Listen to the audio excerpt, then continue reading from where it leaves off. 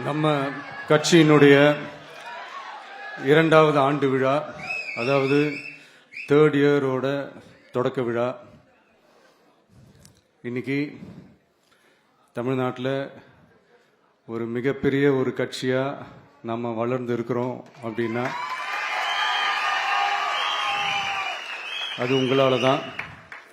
Plus நம்மளை நேசிக்கிற கோடிக்கணக்கான மக்களும் தான் அதுக்கு ஒரு மிக முக்கிய ஒரு காரணம். நீங்க தான் என்னுடைய ஒரு மிகப்பெரிய ஒரு பலம். உங்களை நம்பி தான் நானும் நம்ம கட்சியும் இருக்கிறோம். இதை நான் சொல்லி தான் உங்களுக்கு தெரியணும்னு அவசியம் இல்லை, இது உங்க எல்லாருக்குமே நல்லா தெரியும். அதனால இன்னைக்கு உங்க எல்லாருக்கும், நம்ம கட்சியில் இருக்கிற தோழர்களுக்கும் தொண்டர்களுக்கும் இந்த கட்சியினுடைய ஒரு தலைமை தொண்டனான என்னுடைய வாழ்த்துக்களும் நன்றிகளும்.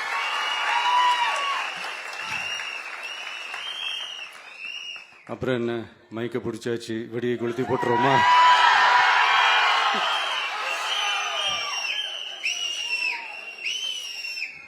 (1977) ஜூன் மாதம் நினைக்கிறேன், ஜூன் மாதத்தில் புரட்சி தலைவர் எம்ஜிஆர் அவர்கள் ரேடியோவில் ஒரு பேட்டி ஒன்று கொடுத்தாங்க. அதில் பேசும்போது சொன்னாங்க, பேரறிஞர் அண்ணா அவர்கள் இருந்த இடத்தில் இப்படிப்பட்டவர்களும் அமர்கின்ற ஒரு நிலைமை ஏற்பட்டுச்சேன்னு எண்ணி எண்ணி கண்ணீர் வடித்தேன். அன்னைக்கு அந்த கண்ணீரை துடைக்க ஆரம்பிச்ச இயக்கம் தான் அண்ணா திராவிட முன்னேற்ற கழகம்னு சொன்னார். அதே மாதிரி 2017க்கு அப்புறம் 2021க்கு அப்புறம் தமிழ்நாட்டுடைய நிலைமையை பற்றி யோசிச்சு பார்த்த நம்ம தமிழக மக்கள் காமராஜர் அவர்கள் இருந்த இடத்தில், அண்ணா அவர்கள் இருந்த இடத்தில், எம்ஜிஆர் அவர்கள் இருந்த இடத்தில் இப்படிப்பட்டவர்களும் அமர்கின்ற ஒரு நிலைமை ஏற்பட்டுச்சேன்னு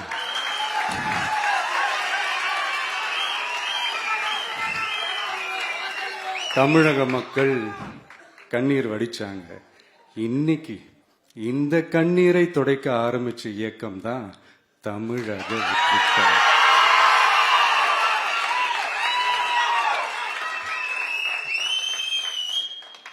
இப்படியெல்லாம் நம்ம பேசுறதுனால கண்டிப்பா சில பேர் கொந்தளிப்பாங்க. அது பத்தில நம்ம கவலைப்படக்கூடாது. ஏன்னா கொந்தளிக்கிறது தான் அவங்களுக்கு வேலையே. புரிஞ்சுங்களா அவங்களுக்கு? ஏன்னா எம்ஜிஆர் அவர்கள் கட்சி ஆரம்பிச்சப்போ, ஏன் அவர் ஜெயிச்சதுக்கு அப்புறம் கூட சட்டசபையில் கூட ஏதோ ஒரு நடிகர் கட்சி வந்திருக்குதான், ஏதோ ஒரு புதிய கட்சி வந்திருக்குது, புரட்சி தலைவர்னு ஒருத்தர் வந்து, இப்படியெல்லாம் கேலியும் கிண்டலுமா. அதனால யார் அரசியலுக்கு வந்தாலும் இப்படி கொந்தளிக்கிறது தான் அவங்களுடைய வேலையே. அப்படிதான் நாம் அரசியலுக்கு வந்ததுக்கு அப்புறம் கூட இந்த விஜய்க்கு என்ன அனுபவம் இருக்குது, எம்ஜிஆர் அவர்களுக்கு எவ்வளவு அனுபவம் இருக்குது தெரியுமா? 52லேருந்து 72 வரைக்கும் அந்த 20 இயர்ஸ் திமுகவில் இருந்த ஒரு அரசியல் அனுபவம் எவ்வளவு இருக்குது தெரியுமா? விஜய்க்கு என்ன பெரிய அனுபவம் இருக்குதுன்னு கேட்டா அதே வாய்தான். அன்னைக்கு எம்ஜிஆர் அவர்களை பார்த்து, அன்னைக்கு எம்ஜிஆர் அவர்களை பார்த்து அரசியல் அரிச்சுவடி தெரியாதவர், கவர்ச்சியை மட்டுமே நம்பி இருக்கிறவரு, அட்டக்கத்தி, வாய் விளம்பர வள்ளல், இவருக்கு கேள்வி மட்டும் தான் கேட்க தெரியும், பதில் சொல்ல தெரியாது, நிருபர்களை சந்திக்க மாட்டாரு, டெல்லியை வகச்சிக்க மாட்டாரு, மேல இருந்து அவருக்கு அவ்வளோ பிரஷர் இருக்குது, அப்படி இப்படின்னு சொன்னதும் அதே வாய் தான். அதனால எம்ஜிஆர் அவர்களை மட்டும் இல்ல, அவருடைய தொண்டர்களை கூட விட்டு வைக்கல. அது என்னது, இந்த பளபளப்பு ஜொலி ஜொலிப்பா பார்த்தா பல்லிழிப்பவங்க, இப்படியெல்லாம் கிண்டலும் கேலியுமா. இது எல்லாம் மக்கள் ஒரு மாதிரி சைலண்டா வாட்ச் பண்ணிக்கிட்டு என்ன பண்ணாங்கன்றது உங்களுக்கே நல்லா தெரியும். அவர் ஜெயிச்சதுக்கு அப்புறம் இந்த அரசியல்ல பழந்துன்னு கொட்டை போட்ட அனுபவிச்சாலையும் இருப்பாங்கன்னு சொல்லுவாங்கல்ல, அவங்க எல்லாருக்குமே அந்த கோட்டைன்றது ஒரு பகல் கனவாவே மாறிடுச்சுன்னா பாத்தீங்க. 77 மாதிரியே இப்பவும் அந்த பழைய தேஞ்சி போன, துருபிடிச்சு போன, நஞ்சு போன அதே அந்த பழைய வெப்பனையும் இப்பவும் கையில் எடுக்கிறாங்க. அதனால மை டியர் ஜென்டில்மேன், டெக்னாலஜி எல்லாம் வளர்ந்து வேற எங்கேயோ போயிட்டு இருக்கு. அட்லீஸ்ட் உங்க டெக்னிக்கையாவது கொஞ்சம் மாத்துங்க பாஸ்.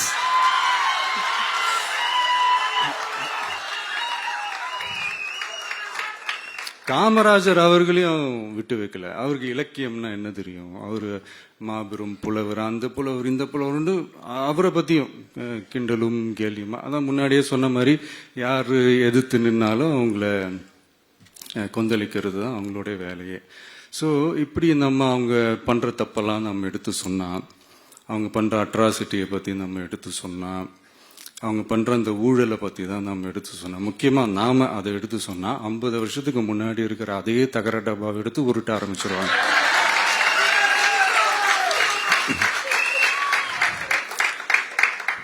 பவளவிழா பாப்பாக்கு வேற என்ன தெரியும்?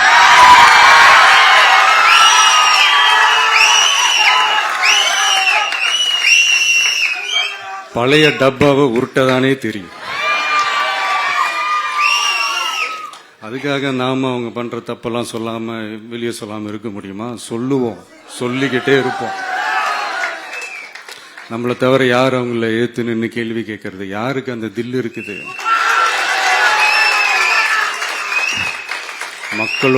மக்களோட ஒரே பிரதிநிதி நாம மட்டும்தான்.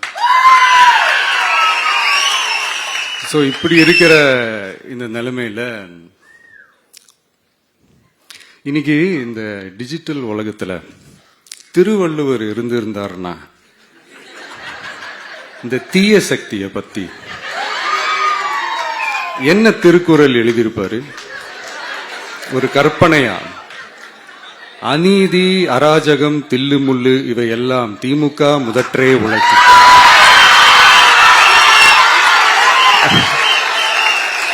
ஒரு கற்பனையா?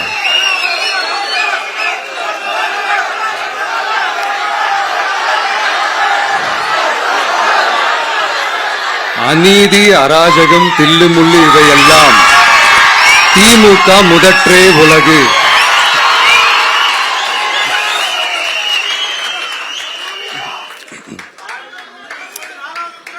அடுத்து இந்த என்னப்பா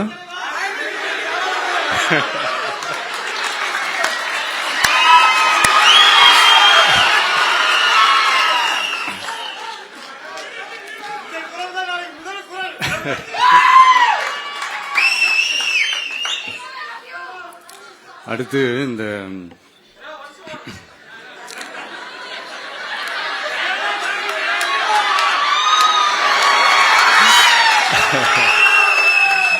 சொல்லிட்டேன், 2 வாட்டி சொல்லிட்டேன். அநீதி, அராஜகம், தில்லுமுள்ளு இவையெல்லாம் திமுக முதற்றே உலகு.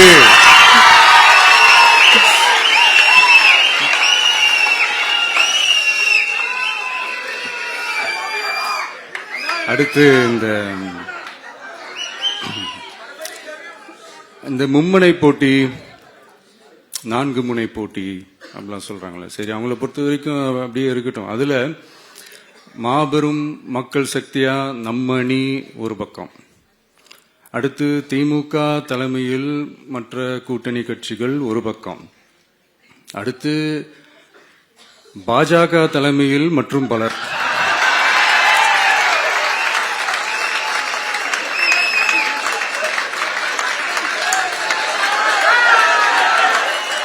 என்னப்பா சிரிக்கிறீங்க? உண்மையதானே சொன்னேன்.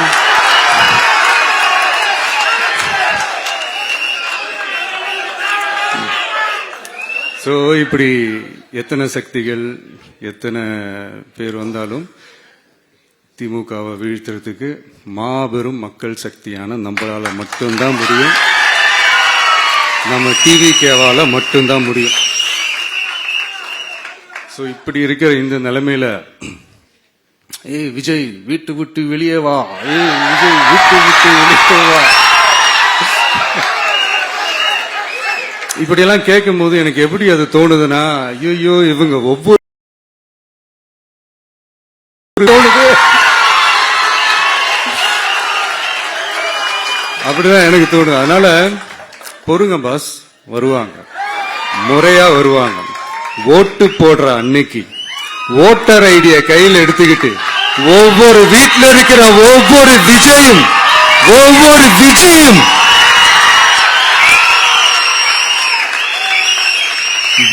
பூத்தா காலையிலே வந்து நிற்பாங்க பாருங்க. அன்னைக்கு தெரியும் பாருங்க, ஏண்டா இந்த விஜய கூப்பிட்டோம்.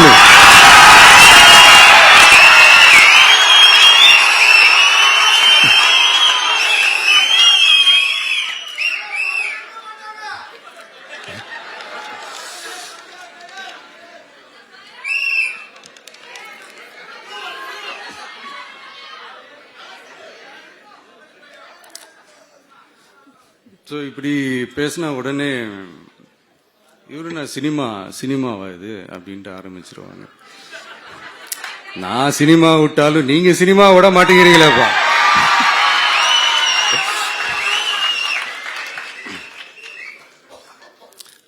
அப்புறம் இன்னொரு ரீசெண்டா அந்த ஒரு விஷயம் போயிட்டு இருக்குல்ல, இந்த கருத்து கணிப்பு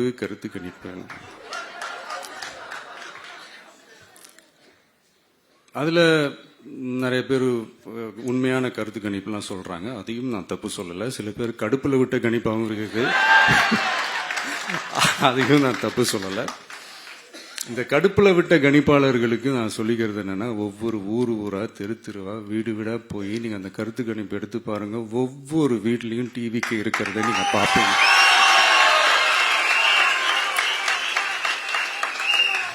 அப்படி சப்போஸ் உங்களுக்கு அது ஷாக்கிங்கா இருந்துச்சுன்னா ரப்பர் வச்சு எல்லாத்தையும் அழிச்சிட்டு மறுபடியும் முதல்ல இருந்து எடுத்து பாருங்க, அதே ரிசல்ட் தான் வரும்.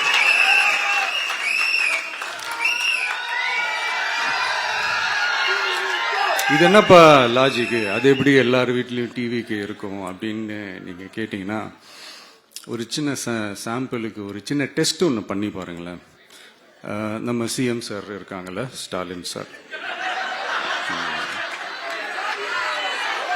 ஒரு 2 years பேக் இருக்கும்னு நினைக்கிறேன்.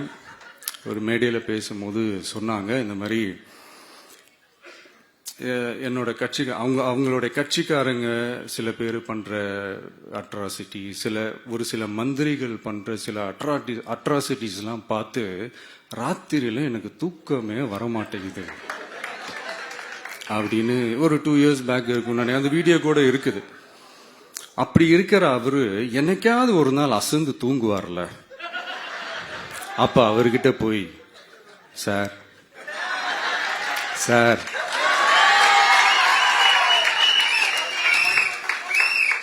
எந்த சின்னத்துக்கு சார் ஓட்டு போடுவீங்க அப்படின்னு கேட்டு பாருங்க.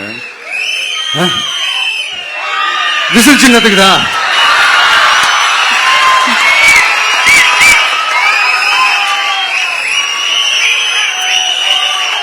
தூக்கத்துல இப்படி டப்புன்னு எழுப்பி கேட்டா டப்புன்னு உண்மையை போட்டு உடைச்சிருவாங்க.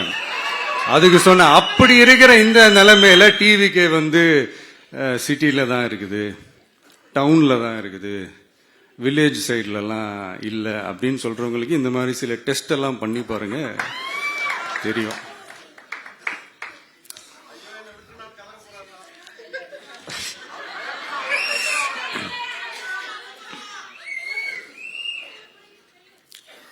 விசில் சின்னம் போகாத ஊரே இல்ல. விசில் சின்னம் எங்கெல்லாம் இருக்குதோ அங்கெல்லாம் டிவிக்கே இருக்குதுன்னு அர்த்தம். என்னுடைய அம்மா, அக்கா, தங்கைகள், அண்ணன், தம்பிகள் டிவிக்கு ஓட்டு போடுறத யாராலையும் தடுக்க முடியாது.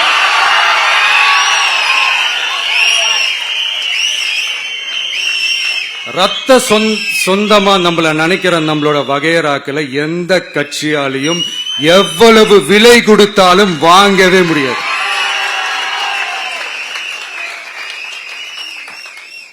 நான் ஓவர் கான்பிடன்ஸ்ல பேசுறேன் அப்படின்லாம் நினைக்காதீங்க. இதுதான் கள நிலவரம், கள யதார்த்தமும் இதுதான். தீய சக்தியை வீழ்த்துறதுக்கு தூய சக்தியான நம்மளால மட்டும்தான் முடியும். இந்த 2026 சட்டமன்ற தேர்தலில் டிவிக்கே தான் மக்களோட ஒரே ஆப்ஷன். Otherwise no diversion.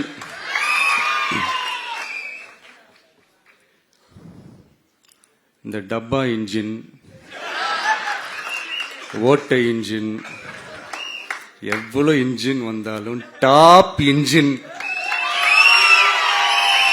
நம்ம டிவிக்கே தான்ன்றது மக்கள் ஆல்ரெடி முடிவு பண்ணிட்டாங்க. அதனால நம்மளுடைய தோழர்கள் அதை மனசுல நல்லா ஏத்திக்கிட்டு இன்னும் ஷார்ப்பா ஒர்க் பண்ணுங்க.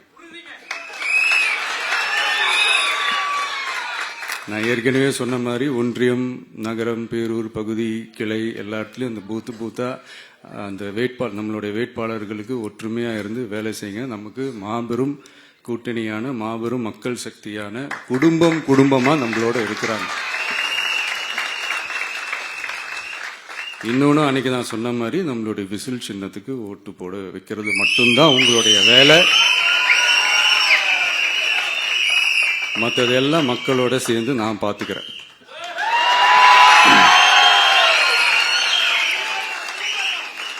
தமிழ்நாட்டோட அரசியல்ல தி விசில் ப்ளோயர் இஸ் டிவிகே.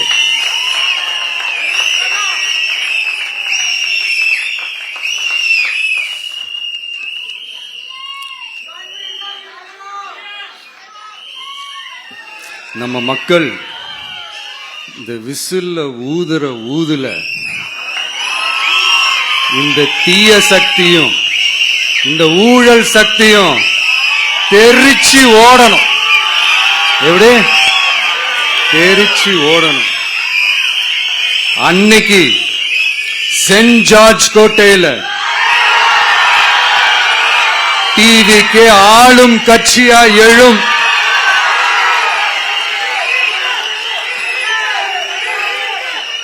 உங்களோட நான் இருக்கேன், நம்மளோட நம்ம மக்கள் இருக்கிறாங்க. இதுக்கு மேல என்ன வேணும்? கான்பிடண்டா இருங்க, நல்லதே நடக்கும், வெற்றி நிச்சயம். மீண்டும் சந்திக்கும் வரை நன்றி, வணக்கம்.